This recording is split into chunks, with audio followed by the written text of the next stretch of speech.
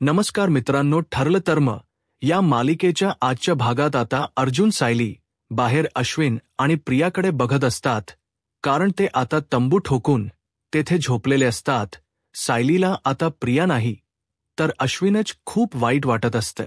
त्यामुळे अर्जुन इमोशनल होतो आणि म्हणतो, मलाही खूप वाईट वाटते. अश्विनचं पण कसं आहे ना या खड्ड्यात ना, तो अगदी स्वतःहून पडलाय. आपण सगळेच जण त्याला सांगत होतो, परंतु नाहीच.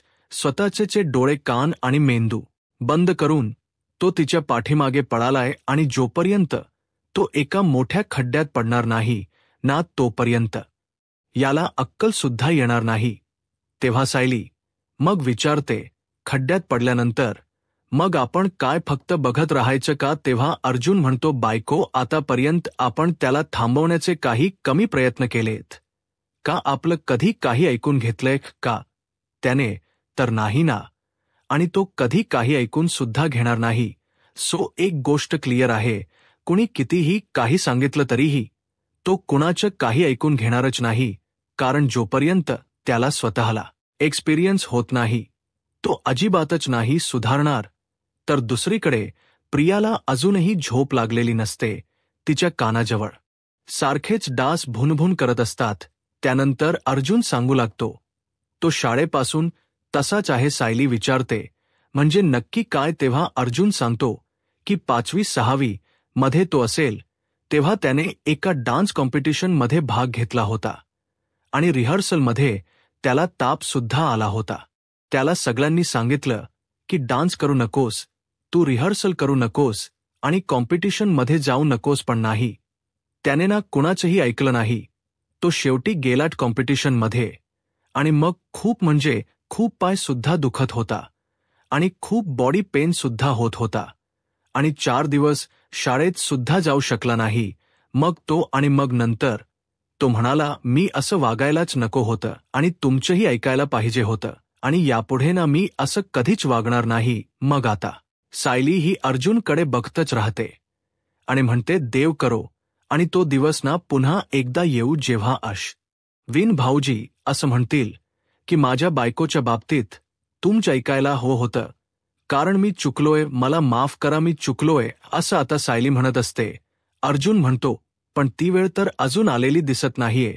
बट आय एम शुअर ती वेळ ना लवकरात लवकर येईल, म्हणजे येईलच. आता त्याला धडपडू देत आणि स्वतःला सावरू देत. मग आता त्यानंतर तो विचारतो, तुला पटते ना माझं? सायली म्हणते, हो. तेव्हा अर्जुन सायलीला घेऊन मग आतमध्ये जातो. दुसरीकडे नागराज सुमनचा हात हातात घेतो आणि म्हणतो की तेच करायचे सुमन, तुला तेच करायचंय. तुला जे कळलं ना ते कुणापर्यंतही सांगायचं नाही, कुणालाही काही कळू द्यायचं नाही.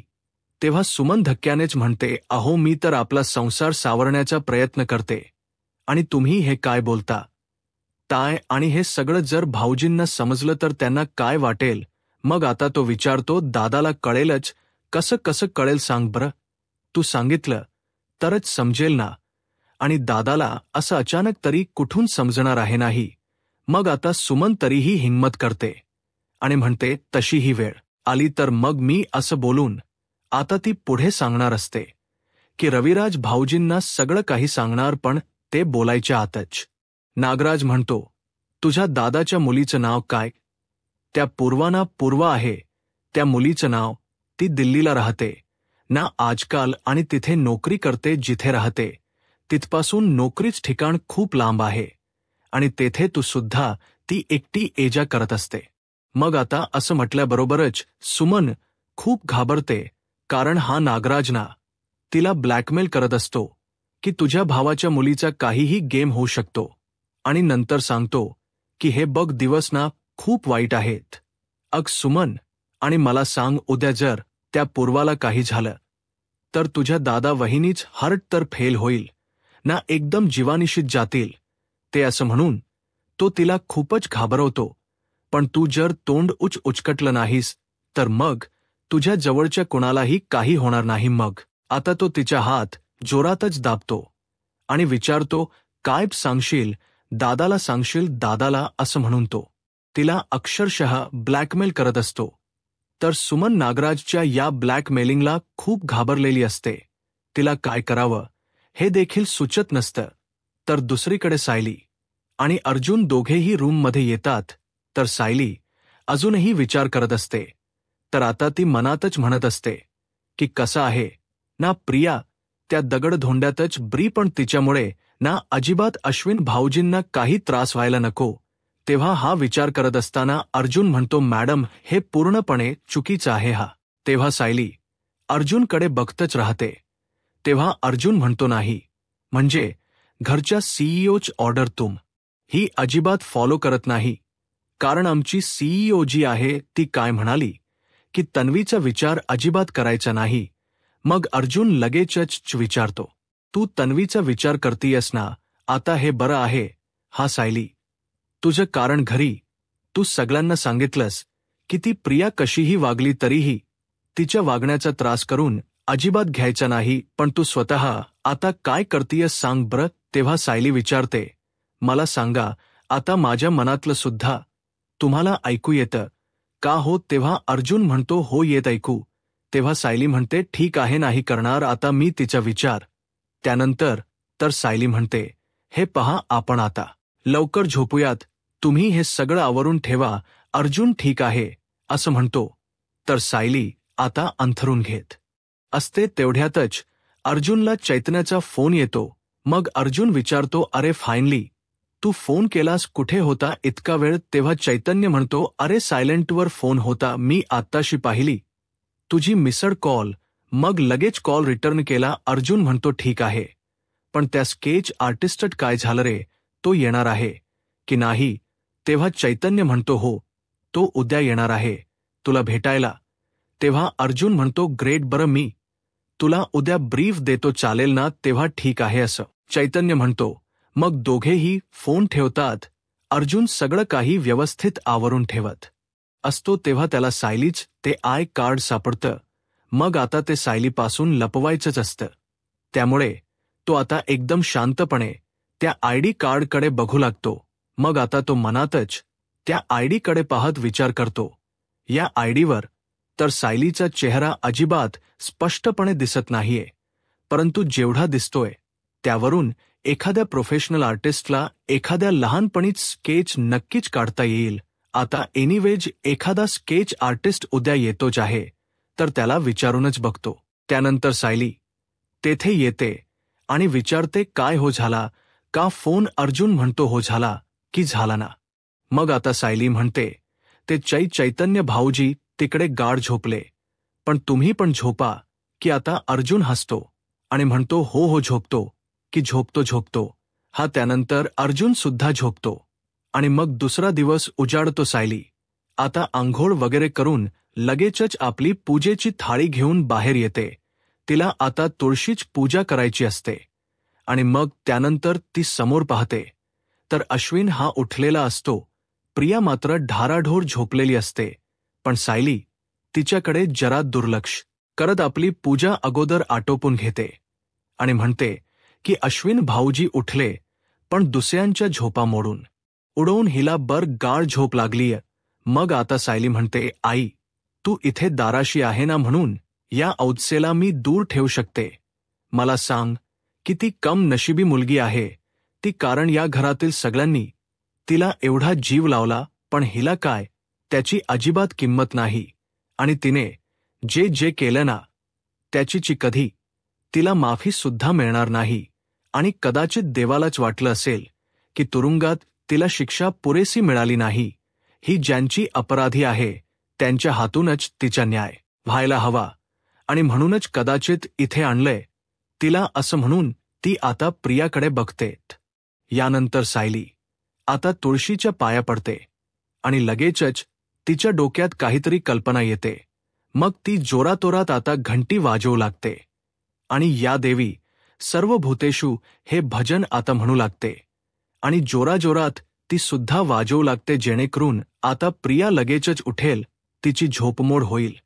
मग त्यानंतर प्रियासारखी आपली कूस बदलत असते, कारण सायलीचा मोठ्याने आवाज येत असतो. मग आता प्रिया लगेचच ताडकन उठते आणि त्यानंतर म्हणते, सायली कळतं की नाही कशाला जोरा वाजवतीये, अगं इथे झोपमोड झाली की नाही, इथे माझी झोपमोड केलीस ना? तेव्हा सायली म्हणते, तुझी झोपमोड जर होत असेल ना, तुझे कान ना अगोदर बंद करून घे, मी आपली इथेच पूजा करणार. तेव्हा प्रिया तिच्यावर ओरडते, अग पूजाच करायची आहे ना, मग आतमध्ये जाऊन कर ना, देवघर आतमध्ये आहे ना, तिकडेच जान कर. तेव्हा सायली म्हणते, पण मी रोज पहाटे इथे तुळशीजवळच पूजा करते हो. पण ते तुला तरी कसं माहीत असणार, कारण लग्नानंतरचे काही दिवस तू फक्त पहाट बघितलीस ना, कारण सडा रांगोळी अशी खूप नाट करत होतीस ना ग तू तेव्हा. आणि आता जर तुला माझ्या आवाजाचा त्रास होत असेल ना, तर काय करायचं ना ते तू तुझं बघून घे. असं म्हणून सायली पूजा आटोपून लगेचच आपली तेथून निघते. त्यानंतर आता अश्विन लगेचच तेथे येतो आणि प्रियाला म्हणतो, जा मागच्याच्या नळावर जाऊन ना चांगलं स्वच्छ तोंड हातात पाय धुवून घे, आपण दोघेही नाश्ता करून घेऊ. मी बघ ना उपमा आणलाय गरमागरम आणि प्लेट्स वगैरे सुद्धा आणले आहेत, आपल्याला लागल्या तर उपयोगी होतील. आता तो म्हणत असतो तेव्हा प्रिया रागातच त्याच्याकडे बघते आणि हसण्याचं नाटक सुद्धा करते. मग आता अगं का उठत नाही, तू जा की जाना, तोंड हात पाय धुवून घे, असं तो पुन्हा म्हणतो. तेव्हा प्रिया पुन्हा तोच विषय काढत म्हणते, तारांसाठी आपण डिस्पोजेबल झालोय अश्विन. तेव्हा अश्विन तिच्याकडे बघतच राहतो. ती म्हणते की आपण आपलं पुढंच आयुष्य आहे ना ते असंच जगूया तर रे अश्विन. म्हणजे कसं ना, असं चिखलात झोपतं, त्याचबरोबर नळावर तोंड हातपाय धुत डास सुद्धा मारत. तेव्हा अश्विन तिला समजावतो, अग तन्वी, घरामध्ये एंट्री मिळेपर्यंत आपल्याला हे करावंच लागणार आहे. तेव्हा रागातच प्रिया ओरडते आणि विचारते, कधी मिळणार आहे पण घरामध्ये एंट्री? मी मेल्यावर का? अरे अश्विन, तुला अगोदरच माहिती आहे ना माझी तब्येत किती नाजूक आहे, ते मला नाही झेपते रे हे सगळं. आता मला सांग, मला अचानक चक्कर आली तर रात्रीतूनच माझा बीपी लो झाला तर, अरे असं काही झालं तर तू सुद्धा मला नाही वाचवू शकणार रे. तेव्हा प्रिया वैतागून म्हणते, अश्विन हे बघ, कालची रात्र ना माझ्यासाठी खूप म्हणजे खूप भयानक गेली.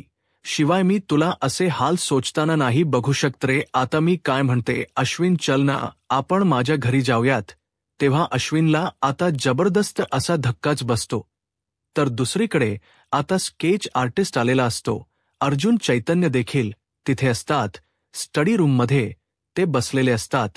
तेव्हा तो स्केच आर्टिस्ट म्हणतो, चौक मर्डर केसमध्ये वर्णन दिलं होतं ना, त्याच्यावरून मी हे स्केच काढले. तेव्हा अर्जुन ते स्केच बघतो आणि लगेच चैतन्याला म्हणतो की इन्स्पेक्टर सावंतांना पाठव आणि त्यांना विचार, या माणसाचं काही पोलीस रेकॉर्ड आहे का? त्यानंतर अर्जुन म्हणतो, बरं मला तुमच्याकडून ना अजून एक स्केच काढून घ्यायचं होतं. मग आता मी नक्कीच काढेल, पण त्याच ब्रीफ तुम्ही देताय की त्या संशयिताला कोणी पाहिलीय, असं तो स्केच आर्टिस्ट विचारतो. तेव्हा अर्जुन म्हणतो, नाही नाही, संशयित वगैरे कोणी नाही चुलीना. असं म्हणून तो आता खिशातून आयडी कार्ड काढतो आणि म्हणतो, एक मिनिट हा. असं म्हणून तो लगेचच उठतो आणि मागे जाऊन बघतो सायली येती की काय, नक्की ती आहे कुठे. असं म्हणून आता तो लगेचच बाहेर येतो आणि किचनमध्ये डोकावत असतो. तर सायलीच आपलं काम सुरू असतं. मग अर्जुन काय करतो, हळूच डोकावून लगेचच आतमध्ये जातो. स्केच आर्टिस्टला सांगतो की या आयडीवरचा जो फोटो आहे ना, आय नो तो जरा खराब झालाय, पण त्याच्या ना जरा स्केच करायचं होतं, ते तुम्हाला जमेल का? तेव्हा तो स्केच आर्टिस्ट त्या आयडीकडे बघतच राहतो, कारण आता तो व्यवस्थित खात्री करून घेणार असतो याचं स्केच आपल्याला जमेल. पटकन मागे वळतो. तेव्हा तो विचारतो, काय झालं काय झालं? सायली म्हणते, अहो कॉफी घ्या ना. तेव्हा तो म्हणतो, काय कॉफी? कॉफी नको आहे आम्हाला. मग आता सायली म्हणते, अहो असं काय करताय, हे दादा तुमच्या कामासाठी आपल्या घरी आले असतील, तरीही आपले पाहुणेच झाले ना, त्यांना असं चहा कॉफी न देताच पाठवून द्यायचं का? तेव्हा अर्जुन आता लगेचच मागे हात घेतो आणि त्या स्केच आर्टिस्टला इशारा करत असतो की ते लपव म्हणून, परंतु त्याला कळतच नसताना की काय करायचंय. तो अर्जुनकडे बघतच राहतो. अर्जुन म्हणतो, कसा आहे ना सायली, यांना कॉफी आवडतच नाही. मग सायली विचारते, काय हो दादा, तुम्हाला काही चहा सरबत वगैरे आणू का? तेव्हा तो म्हणतो नाही, कॉफी चालेल ना ताई. तेव्हा अर्जुन त्याच्यावर डोळे मोठे करतो आणि म्हणतो, नको म्हणा बाबा. तरीही त्याला काही समजतच नसतं. सायली म्हणते, बघितलं दहो, ते म्हणालेत की चालेल कॉफी म्हणून. तर आता चैतन्य पाहतो की त्या स्केच आर्टिस्टकडे आयडेंटिटी आहे, म्हणून तो फोनवर बोलता बोलता लगेचच जरा पुढे जातो. त्यानंतर सायली आता लगेचच कॉफी घेऊन पुढे येते. इकडे अर्जुनच्या मनाची घालमेल मात्र सुरू असते. तो खूप घाबरलेला असतो आणि याला आता घामच फुटलेला असतो की सायलीने हे आयडी कार्ड पुन्हा एकदा पाहिलं तर आमच्यामध्ये वाद होणार. मग सायली त्या स्केच आर्टिस्टला पटकन कॉफी द्यायला पुढे जाते. तोपर्यंत चैतन्य एक आयडिया करतो. आयडी कार्ड असताना ते पटकन आपल्या सायलीला न कळता लगेचच खिशात टाकतो. इकडे अर्जुन खूप घाबरतो आणि आपले डोळेच बंद करून घेतो. त्याला वाटतं आता मी गेलो. त्याला माहीत नसतं की चैतन्याने बरोबर आता ते आयडी कार्ड लपवलेलं आहे आणि सायलीला दिसलेलं नाहीये. तर दुसरीकडे आता सुमनने पोहे केलेले असतात. ती डायनिंग टेबलवर आणून ठेवते आणि म्हणते, वहिनी अहो, मी कोथिंबीर पेरायला विसरले. हा पोह्यांवर मी पटकन घेऊन येते. तेव्हा प्रतिमा म्हणते, थांब, मीच घेऊन येते. असं म्हणून ती आतमध्ये चाललेली असताना लगेचच तिथे प्रिया येते. दारात उभी राहते आणि म्हणते, आई. तेव्हा प्रिया आली हे पाहताच प्रतिमा त्याचबरोबर सुमनला प्रचंड असा धक्का बसतो. तेव्हा आई, अगं किती दिवसानंतर मी तुला बघतीये, असं आता प्रेमाच नाटक करत ती धावत धावत पुढे येणार. तितक्यात प्रतिमाचा राग अनावर होतो आणि ती म्हणते, तू आहेस ना, तिथेच थांब. तन्व, मला सांग, तू कशासाठी आलीयस इकडे? तेव्हा प्रिया विचारते, कशासाठी म्हणजे? अग आई, हे माझं सुद्धा घर आहे आणि कुठल्याही मुलीसाठी तिचं माहेर हे सगळ्यात जास्त प्रिय असतं आणि म्हणूनच मी आणि अश्विन आता इथेच राहणार आहोत, असं प्रिया ठरवून सुद्धा टाकते. तर सुमन प्रतिमाला खूप म्हणजे खूप राग येतो. तेव्हा प्रिया पुन्हा एकदा नाटकी करू लागते की आई, तुला भेटून मला खूप आनंद झाला, इतकं सांगू मग आता ती डायरेक्ट गळा भेट घेणार. तेव्हा 2 फूट लांब जाता तिला ती थांबायला सांगते आणि असा हाताचा इशारा करते. तर प्रतिमा चिडलेली असते. हे प्रियाला समजत.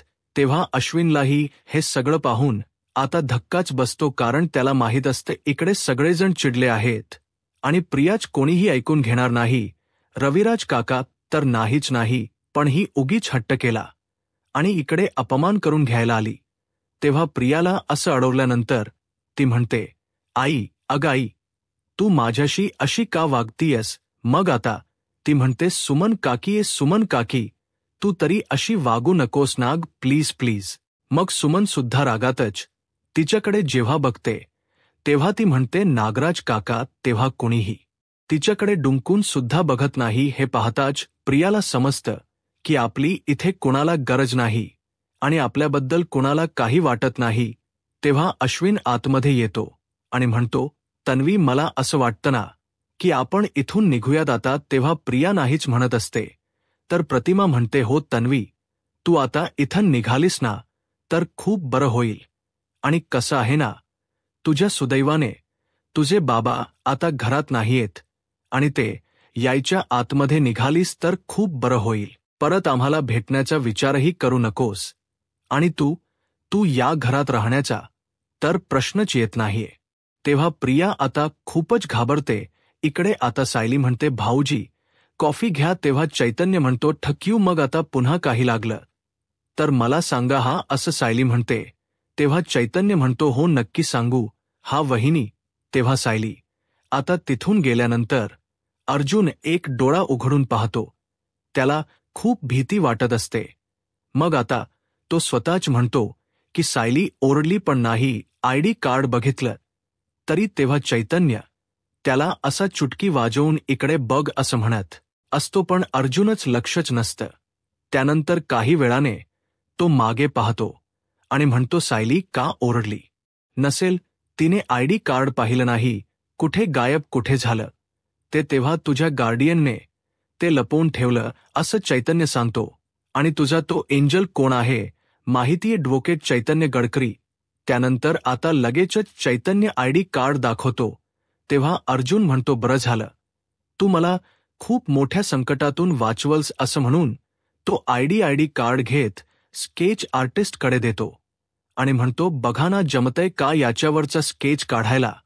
तेव्हा आता तो स्केच आर्टिस्ट म्हणतो, नाही हो जमणार, तो फोटो ऑलरेडी किती खराब झालाय आणि असा पेपरवर चिटकवलेल्या फोटोवरून नाही समजणार काढायला, कारण व्यवस्थित चेहराच दिसत नाही ना.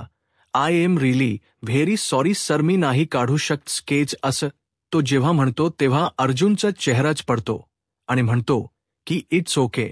तर अर्जुन त्या आयडी कार्डकडे आता पाहतच राहतो.